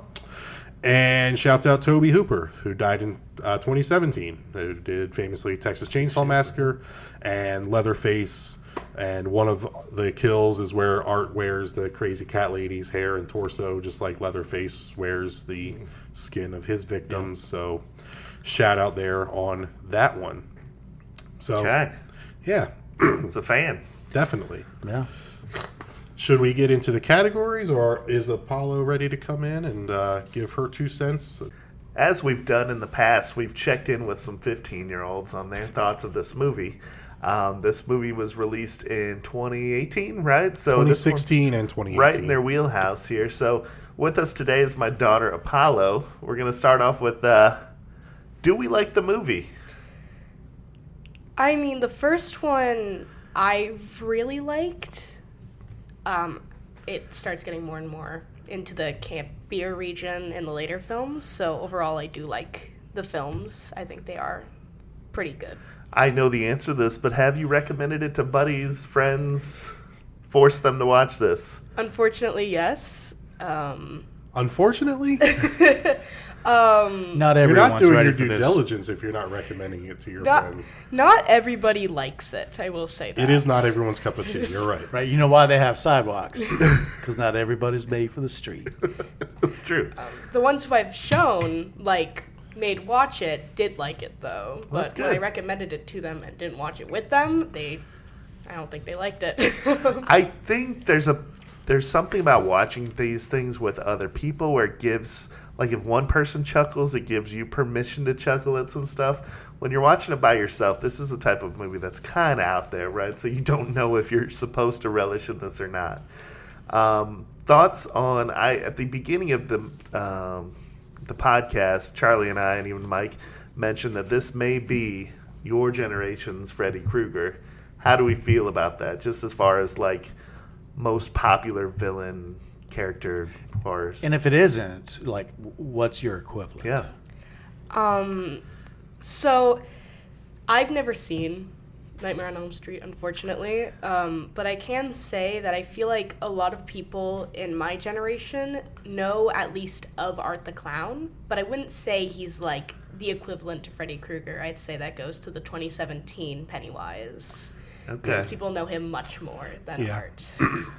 Famously, Damien Leone decided in the 2010s didn't have a killer clown icon, so that's why he decided to make this, and then wanted to make it as different than Pennywise as possible. Do you think he succeeded on that? I definitely think he made his mark, for sure. It was out there, the killer was good, and it was a killer clown, not like Pennywise, so that was pretty good. I'm not surprised that Pennywise would be more popular because of having been a character from a Stephen King novel, and Stephen King stuff is famous, has been long famous for a long time and still is. And also, I mean, just if you look at some of the gross revenue of movies, I'm pretty sure the 2017 version, if it's not still, it was the highest grossing R-rated movie ever when it came out. So there is that. So more people probably exposed to Pennywise than Art the Clown. And had a bigger budget and wider distribution. Bigger budget, more popular characters. And it was the kid from Stranger Things, among other people. Your parents would let you watch this, not Terrifier. Yeah, Finn Wolfhard's in it from Stranger Things. I think... So Apollo, real quick before we go into that, what was your favorite kill? My favorite kill? I painted my favorite kill, personally, with the lighting, but overall, I think, in general, bias aside, I think the most memorable one was the hacksaw scene. Yeah. Did you have to close your eyes? No. No? Okay. I don't think I watched did. it with my dad at that point. Yeah, we raise them different in this house. Right. But honorable mention, I do love when Art does the skin suit. I think that's very funny. Yeah. That's always a good horror trope. When Leatherface does it, there's other movies where they do something similar. It's good stuff. Silence of the Lambs, like Hannibal does it. Nothing evil about drag, but if it's drag in another person's skin, I don't even think about it as drag. I just think of it as wearing someone else's face. It's also, the way he was great. twirling his hair the entire time was really funny. Getting into it. He was feeling himself, right? He's a method actor. What would you name Art as a female? I went with Artina. Do you think it's good? Artina, Artette. Roxy Art. Not that. I actually have no clue. I think Artina and what you guys went with was pretty good just from listening to you guys talking at that point. But genuinely, I'm not as creative as you, so I don't know. Thank you. I wouldn't say that. Justin's not creative. Go on. No, not really. So, as far as is this on your Mount Rushmore of horror films or IP? Do you feel precious about it in any certain way? What's your thoughts as far as where it falls on your favorite list? So I think it goes right before Saw 5, not Saw 1, but Saw 5. So you got to get down in the sauce before this one falls in. Yes, unfortunately. But I do love the practical aspects of it and how obviously it was probably cheaper to do practical effects than all the CGI. But I did like how they did the kills in there. And it was really good. I mean, yes, applauds, because they didn't have the money to do CGI except for that one scene with the head and the candles. But it was fantastic. I just can't give enough kudos to these special practical effects that they did in this movie. It all looked real. It all took me there and made my ankle hurt and my groin hurt. It was great. Any final thoughts on the movie? What's your gore scale for it? Do you think it... out of 10? Out of 10. Maybe a 9.5 out of 10. Oh. What are you watching? 9.5. There will always be something worse. Right, okay, so you're reserving the Room 10. There to can be improve. multiple 10s. There can be multiple 10s. But I feel like, there's probably worse shock movies. I'm going to be honest, the later two amp it up to, Yes. and to quote Spinal Tap, they amp it up to an 11. It goes to 11. It does go to an 11 in the next two movies. Absolutely. Especially with part 3 and the rat scene. So anything... Save it for the pod. Anything that you want to... any movies you want to shout out that people should be watching? Anything you've watched recently that you think people should be watching?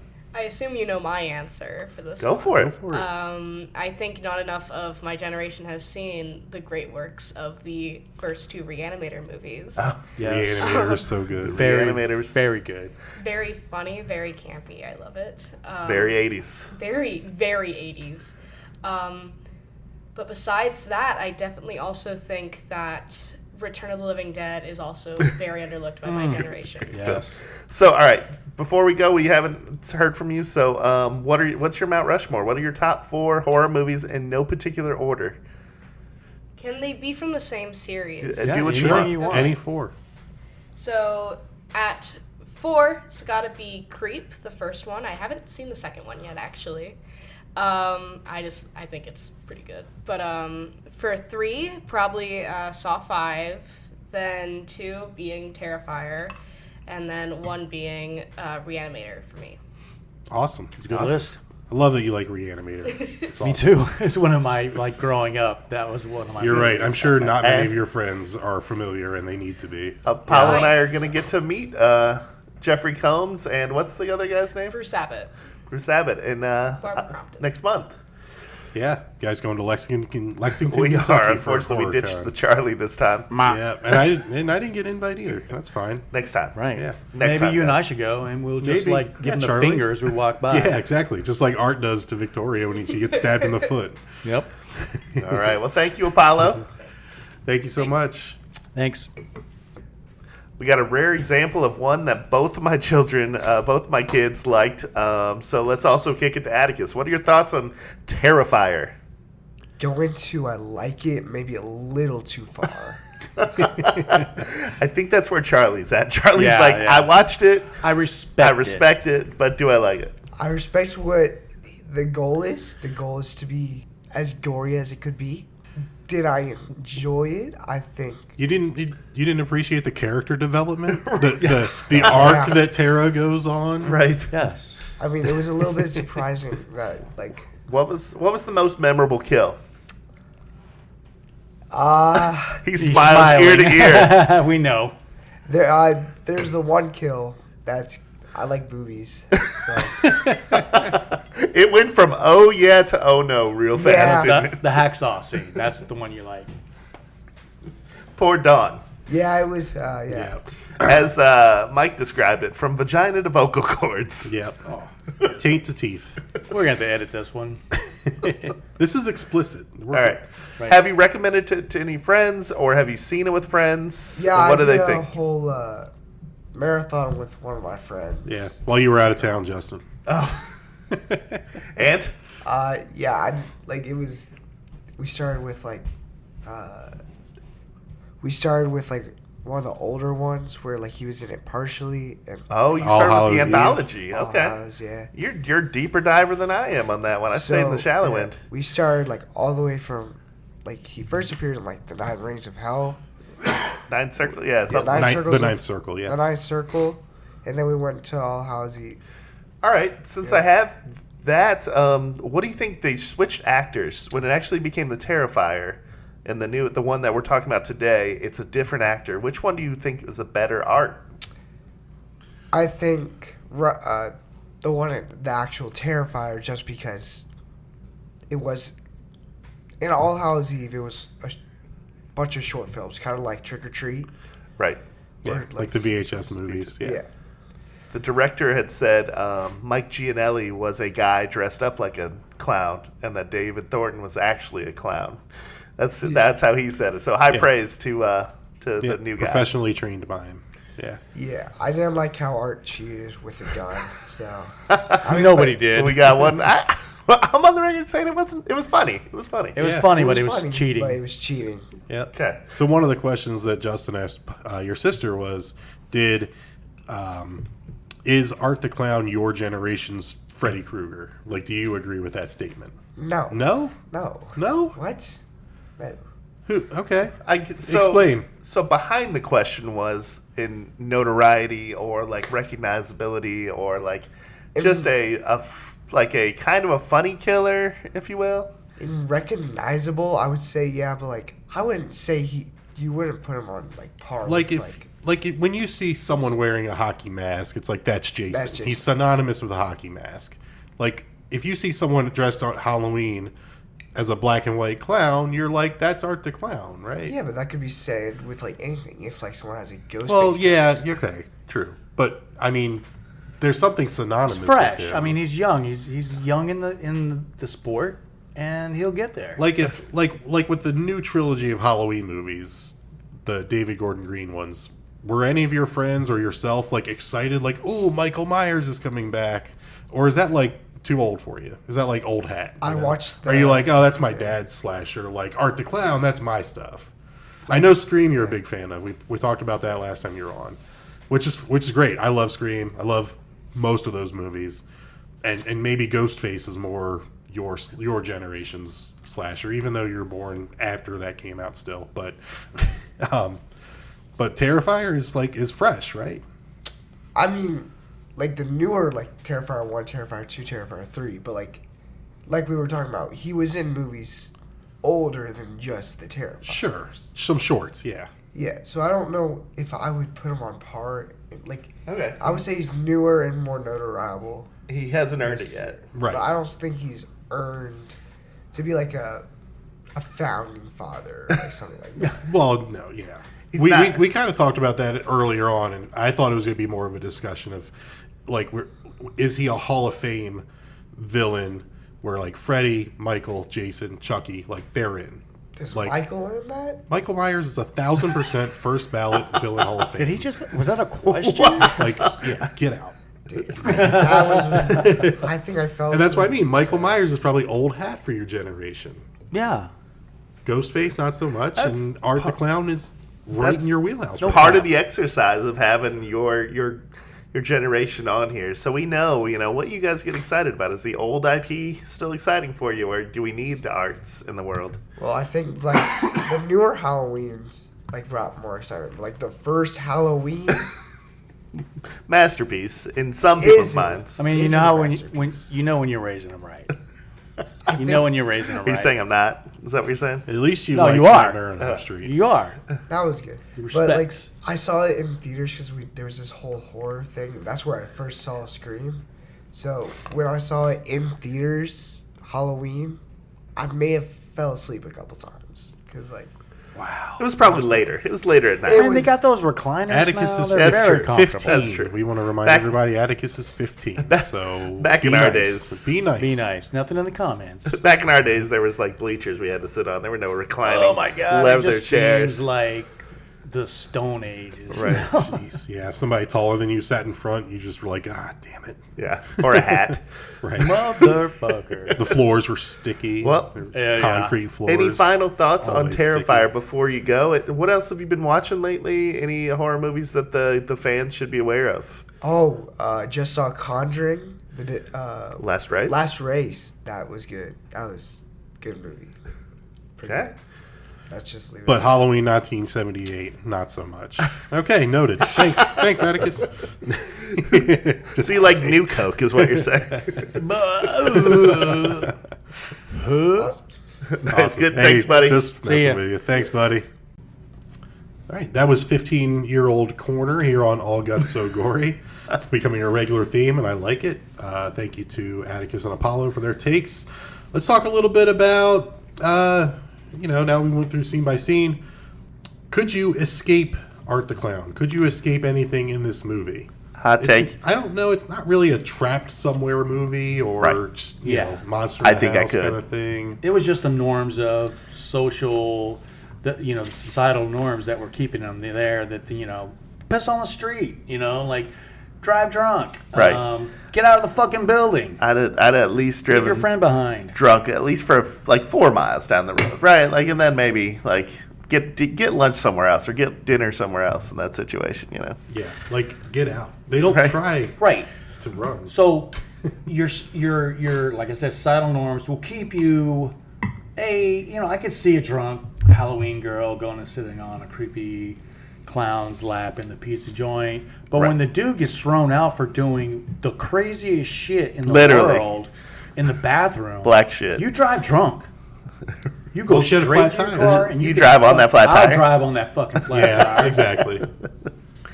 Yeah. I don't think it's a horror movie. Everything's got a vehicle to get you to a certain place. Right, and this is one of those. So that brings me to the next question: is who's the dumbest character in this movie?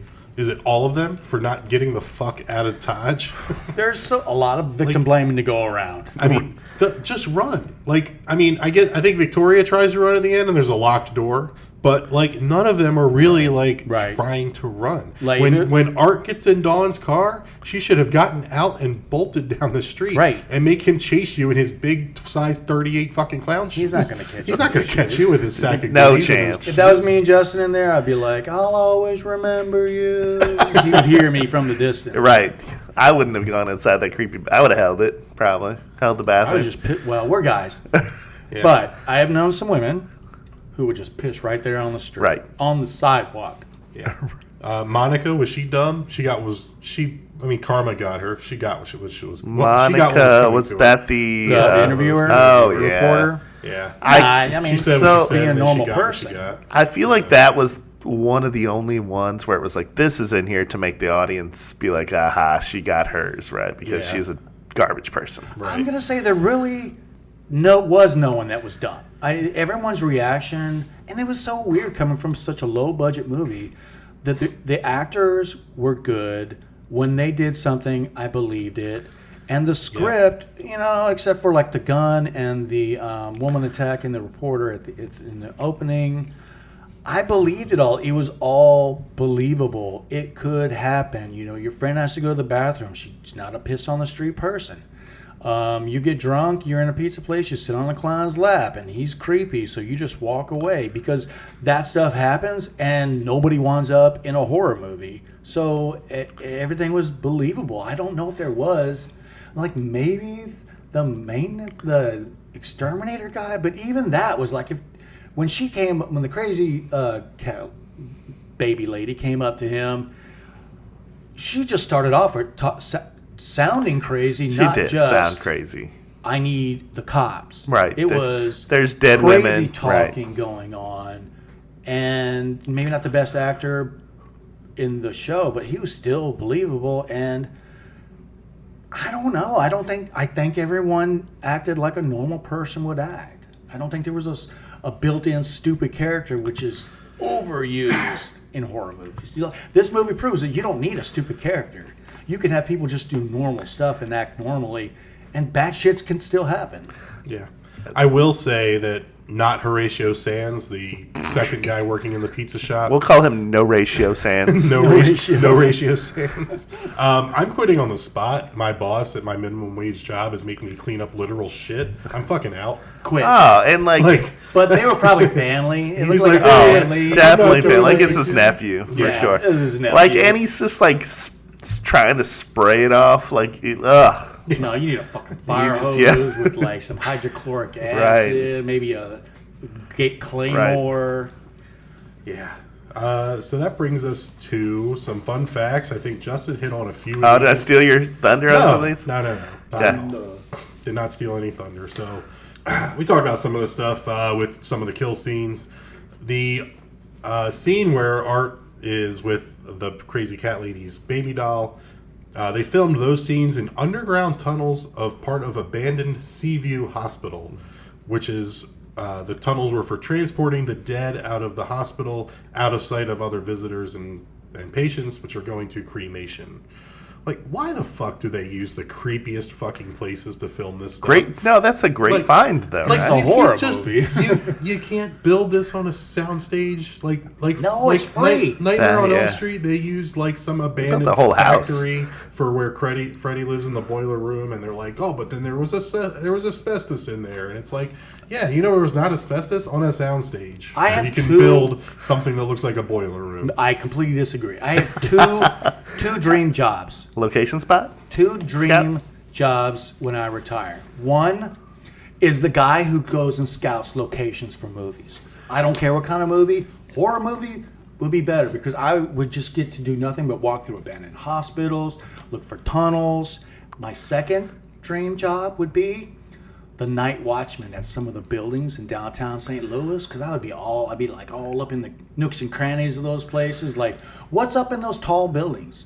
I mean, both in St. Louis. Yeah. What's up at the top? In both examples, you're going to get murdered within a month, right? Charlie's going to be in his own horror movie. Right. I will, in either of those examples. It's going to be called Sorry Charlie. Sorry, Charlie. Based on a true story. Coming up next on the All Guts So Gory podcast. Charlie's our former podcaster. Yeah, no, I also like the locations that are different. The underground tunnels, I think they're cool. Yeah, no, it is cool that they do that, and it's cool to read those things. It's like, oh, they did use a creepy place, and it makes everybody feel scarier to be in that place and feel legitimate fear when they're trying to act scared at something. But it's also like, God, like that's got history, right? So I will say there are 2 scenes, the morgue, if you will, or the coroner's area there, that did not look at all like a morgue. It looked awful. Yeah, I agree. I don't know what that was. That was just like probably the nicest looking room in that abandoned hospital. Right. They decided to use that as the morgue. Maybe it was actually the morgue area. The dressing room at the very beginning after the interview, I'm like, what is this open concept? She'd have her own little office, I would think, but there's a lot of wardrobe there. A lot of wardrobe. There's a heavily edited version of Terrifier on YouTube that cuts out all the nudity, gore, and graphic violence. I didn't look it up, but I imagine it's about 12 minutes long. What's it called? No, somebody made a cut of this movie with all that taken out. It's called The Pacifier. The Pacifier. With Vin Diesel. It's a short They'll film. give you a mild discomfort guy. Right, exactly. The Creepifier. Damien Leone wanted to do kills not before seen in horror, so he read some books on medieval torture, and that is where the Dawn hacksaw kill scene was born. God, fucking medieval ages, man. They were fucked. They're worse than Right. Japanese than Germans. Jeez. How about the body count? You guys off the top of your head know the body 8. count? 7. 7? Do we know that the interview lady died? We'll get there. Because I don't think she did. I don't think she died. so I think the- she made her just like you her. can make a guess, Justin, if you want. I'm going to go 7. Okay, Charlie was right. It's 8. 6, Well, 7. my answer So in the end. it's 10, but it's actually 8 because we find out in Terrifier 2 that Monica and the coroner actually survived their attacks. Oh. So the coroner. it's Count 10, the but coroner. then it's retro. What do they call it? Like retroactive. Retroactive, yeah. Yeah, retroactively turned to 8. So Oh. I didn't think Monica died. I thought Yeah, she was just they showed disfigured her, as all they made hell. her look like make her look like Victoria, how she yeah, was fucked with the up. one eye hanging Yeah. out, and the rest of her face all a mess. Right. Here, can I bring up something real quick?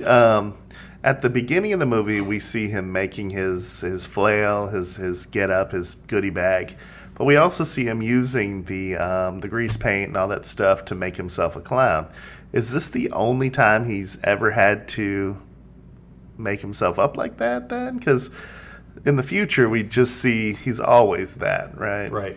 Even And that's, I think what we see is what we later find out is probably taking place before Terrifier 2 takes place, because he's watching the interview, destroys the television, then gets his bag of goodies and gets dressed. And so I feel this like was a year after what which we is a see. year after Right. all these kills in this movie. So I think the actual start of the timeline is after the title card, when we see Dawn and Tara drunk walking around the streets from the bar. That is like the start of the timeline. So and he then in the beginning of the Terrifier, when he's putting the makeup on, like you see that he's actually fucked up looking a little. You're right. Kind of like really, it's a really tight angle, but he's kind of fucked up looking. But then when he kills himself and then he comes back through some, whatever, deal with the devil or whatever he did, I think that gives it sort of like a paranormal type power where he's just always Art the Clown. Maybe that's what the first You kill don't is need to see him referring putting to. on makeup, 'cause he's always in makeup. You'll always remember the first time you were killed. Maybe that's what they're referring to. Maybe that could be it. Or just a really bad continuity. I mean, it's bad. It's bad. But yeah, so we're to believe that he shoots himself in the head. He comes back and then he goes home. He's like, I got to get this paint off my face. Then he puts it on a year later. Is that where we're going with this? What does he do there during that whole year? Just kind of like I mean, watching reruns of probably Friends, catching up on Office. One Piece, the anime. You think There's a lot of episodes. Villains watch horror movies? I would. Maybe he's waiting for Halloween to come back around. That's true. And then he misses it and comes back for Christmas in Terrifier 3. We do see in part, is it 3? I don't know if we should save all this for the next podcast, but we see they kind of suspend in a weird stage of not doing anything until they want to. Basically, they pop up and do something. Yeah, we'll go into that later if we get there. Another one. Gore score, a 10. 10. A fucking Easy 10. 10. I still got wood. Fucking 10. I gotta love my daughter's response that it could be more. She's worried that there can only be 2 is also a there, 10. So there if you can only think- be if you're one thinking 10. T2 is a 10. It's a 10. Then It this falls, one's a 9.5 because the sequel's always got to elevate. So in It's the a Air 10. Force, you get these jackass supervisors every once in a while that who are were like, failed to well, give the best I grade. mean, Yeah. you're the best guy here, but I'm not going to give you the top rating because there's always room to improve. That's bullshit. Fuck Is you. what I Fuck you. Why It's is a there a 10. top grade then? Right, 10. Nobody's perfect. Do we need to go into more about the Hall of Fame case for Art? Do you think? You guys, you both said yes. I said yes. I guess Is he inaugural class? No. Like, is he Michael, Right. Freddy, Jason, Chucky? So, Or is he like, He's in. after those guys put in, then we elect him in? right. I don't think, it depends. Ooh. It depends how we look at this. Had there been other classes before what we're doing, or can we only nominate a few per I class? say we do an episode where we do 5. And That's going to be Like a tough episode. An inaugural class. They will be the inaugural class. Okay. And then we wait will not, another 10, 15 episodes and we do second class. Yeah. And maybe he gets in, sneaks in. Then the it second. becomes an annual thing. Yeah. Okay, so now for that example, are we going to pull from films we hadn't referenced yet, like brought up yet? Because I think we should do films that we've done and then put them in that way. Because I think after the inaugural class, because then we'll have other films we've done, and then we can. I kind of feel like we're going to hit one of the Friday the 13th movies. Yeah. And we're going to hit one of the Halloween Halloween movies. the Hellraisers, things like that. Do we think we're going to do all these? I think maybe. Okay. But What if else they, you got going on? But if they don't, then yeah, if we haven't See, podcasted the movie, I feel like inaugural then class. they can't be in. All right, then inaugural class should be 3. Let's make it real tough. Well, I think inaugural class we can make an exception. Like if we haven't done Friday the 13th yet, like Jason's in. Well, we could do here's the guys that are in. These are the top 5 that are in. And now we're going to discuss the second class. Because I think it's going to be pretty easy to pick the 5. The ends. Well, like there's going to be a lot of the no-brainers. ends. It might be a little difficult. We might have to do like a workshop. Workshop. And then as we do other To do the movies, first we'll 5? just note like, hey, do we think this guy's nominee worthy? Like nominate him. And then we get to the episode, we take all the nominations and pick Yeah. 1 or 2. Yeah, I don't. So we're maybe kind of out of the workshopping episode right we now. As of right now, we're live. This is a live workshop, if you will. Live. As of now, I'm leaning towards. I don't think Art's going to make the first one, but we can save all I that. don't think he's inaugural class. He's too new. He's too new. But he's not inaugural class. Right. He's still active, we should Yeah, say. he is. Yeah. Which He'll be in. Arguably, eventually. all of them are, but still. Okay. Props from this movie that you want to put in the Hall of Fame. I picked 3. I like the little hat. The little hat. It's The little hat kind of is cute. So effective. A little hat. He uses it to bow. He uses it to just. Yeah. Maybe the bike horn. Do you think that's horn has Yeah, I think the one. bike horn is recognizable enough. What about the shoes? Clown shoes are always. I didn't pick the shoes. I picked Interesting. the hacksaw. I mean, I get it, but If you saw that hacksaw, would you be like that? if I is saw somebody definitely- carrying a hacksaw and they're not in a get-up, you're not I scared. would not get it. If I saw somebody walking around with nothing but the Freddy Krueger glove, I would get it. Clown Right. shoes. True. I'm going with clown shoes. I'll take the shoes because you're like, okay. How about the cat o' nine tails? I don't know. The hair with all I the don't know blades. if they established it enough as a thing. I mean, If there it was one. reused in movies later, Yeah, there was one I'll have to torture rewatch scene the with others it. and see if it's in there. Probably isn't, but There's some but bleach. But they show him actually building it, and then it's a They late do. reveal. Like there that is. Like it's good use of it. But, Too. I always- you know what I'm not keeping? That toilet lid. I'm not keeping it. no, I don't. That's a bunch of shit. I think literally. I think a little bit outside the box. We talked about the spinning room as an interactive area in our Hall of Fame, like an interactive thing you could do from the Nightmare on Elm Street pod. Maybe an interactive area here is a photo op where you can hang upside down like Dawn and get your picture taken with your family member holding a I don't hacksaw like and hanging smiling. upside down. Pass. You can't hang upside down for more than 42 seconds, but you can, photo op. Maybe you get to hide inside that locker. Yeah, that locker and see Art through the hole, Walk through the tunnel. the tunnel, Yeah. hold the baby. Oh, Yeah. baby. IMDb, more like this section, are all the other Terrifiers and All Hallows Eve and It. Duh. Yeah. So I think I also saw like Hostel was listed on there down the road. I only looked at like the top 5. Okay. I didn't go too deep into that. Because I think there were some that I could see their call for it. But yeah, I was like, nah. I could see Art as kind of like if Michael Myers, not Mike Myers, and Freddy had a baby. Freddy and Mike Myers had a baby. That would be Art, I think. Yeah. Or maybe Pennywise was in there somehow. Nah, Pennywise is self-generated, like Jesus and Anakin Skywalker. Any heroes in this movie, Hall of Famers? I don't think so. No. Everyone dies in this, right? They tried. They tried to make Victoria the savior of this thing. We went down the road with Tara, not Terrifier, but we went down the road with Tara thinking she was the protagonist, the hero. Then Victoria became it, but yeah, nobody ended up being a hero in this at all. No, you can't be the hero when you kill somebody later. No. Mike the Exterminator tried, but not too well. As close. He's probably the closest. The closest. Okay, but he also didn't listen to Crazy Cat. He was like, "Hey, just leave me alone." Hey, Long guy. what are we doing? Go get some pizza. Coffee.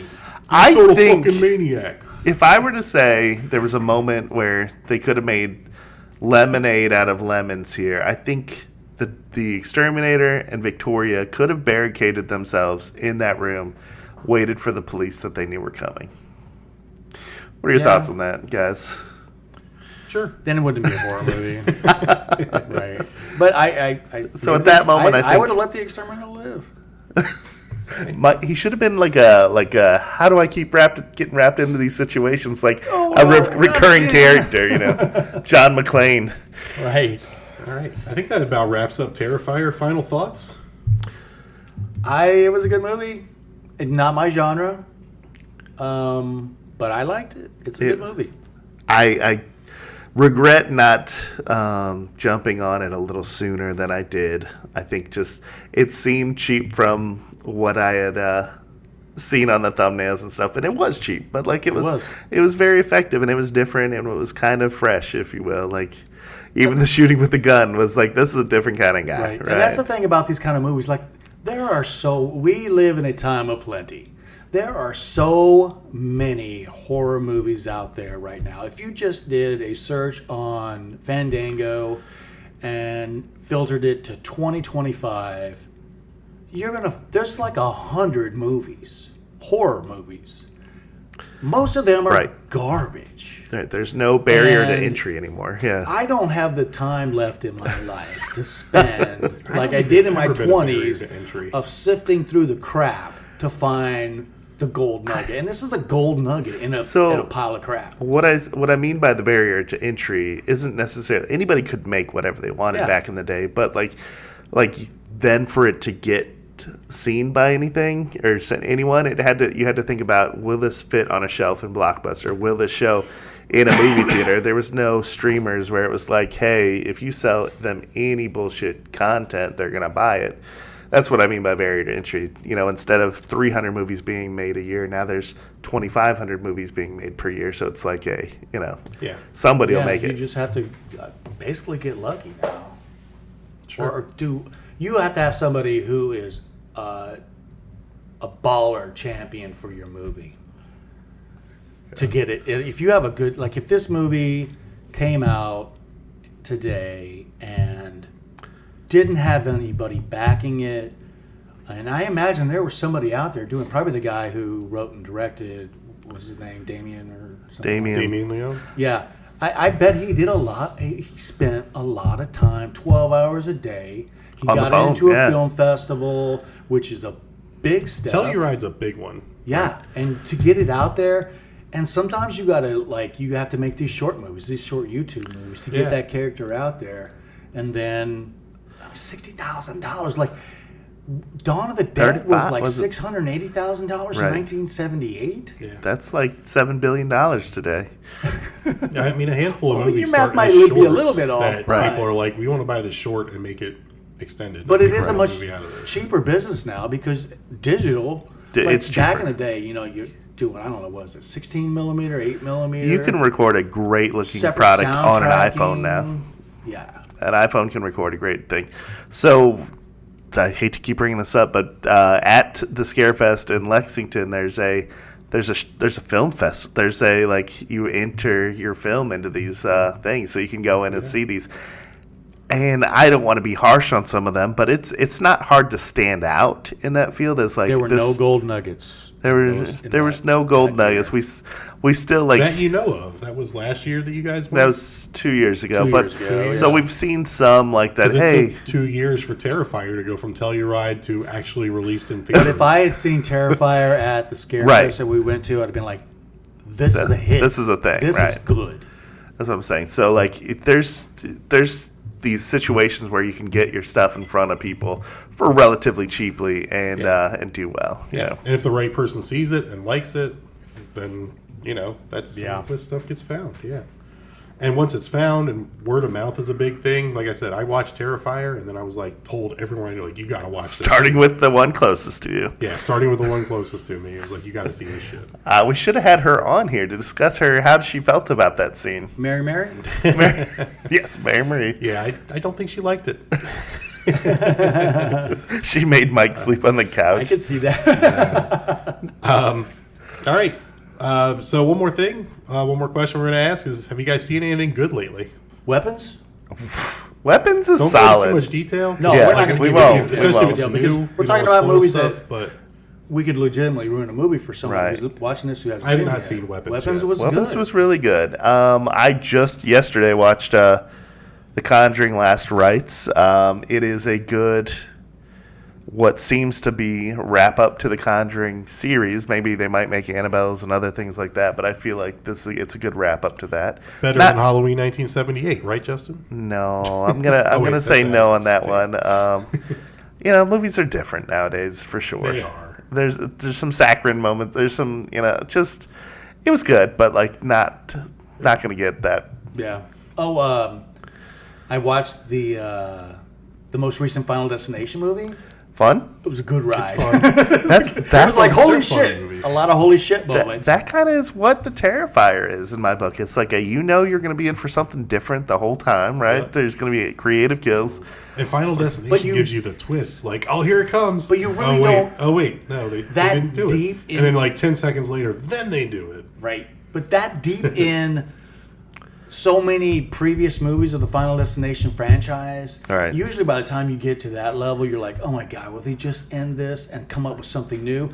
This one, I was like, So I feel like- might be the second best. Oh, next to wow. the original one. It was really good. So anybody that knows me knows that I try not to watch trailers of a movie that I know I'm going to watch later, right? But like from what I did see, it looked like they do some recycling of stuff in the Final Destination a little bit. There was. Or you can't tell me. Okay, don't tell me. We'll save it. One recycling, you're going to be like, motherfuckers.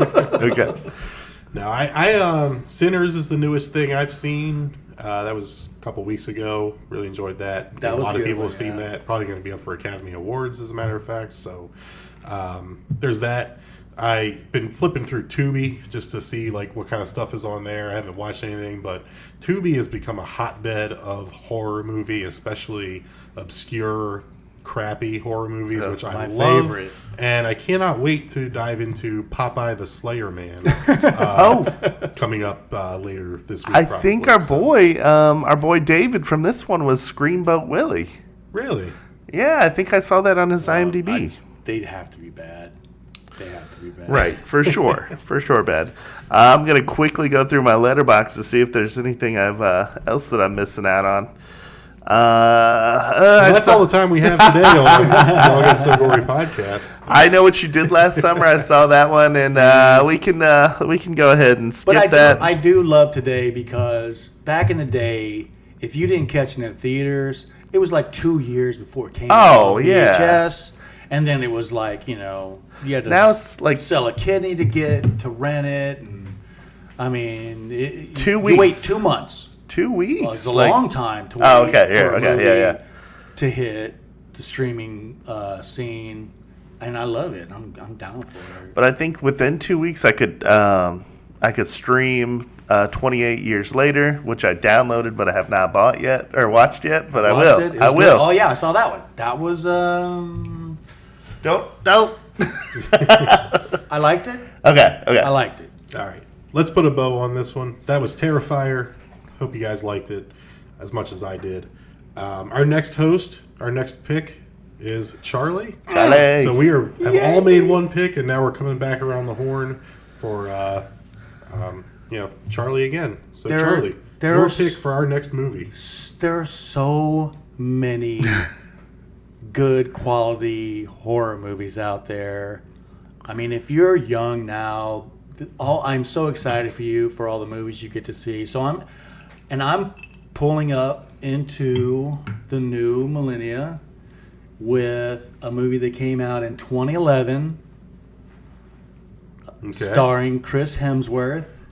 Oh, I know. Oh, nice. Cabin in the Woods. I'm excited Cabin about in the that. Woods, which is a beautiful tribute to they tie in so many different movies. Oh, yeah. They make it funny. They make it action-packed. They make it horrifying. That's going to be the next one. I agree. I love this pick. I approve. Yep, I approve. it's great. It's gonna be a movie. It's gonna be a lively conversation, I think. It's going to be a long episode. All right. So, Cabin in the Woods coming up next, and I think that's it. That's I'm Mike for Charlie, Justin, Andy. Take us home. This is the end, friend.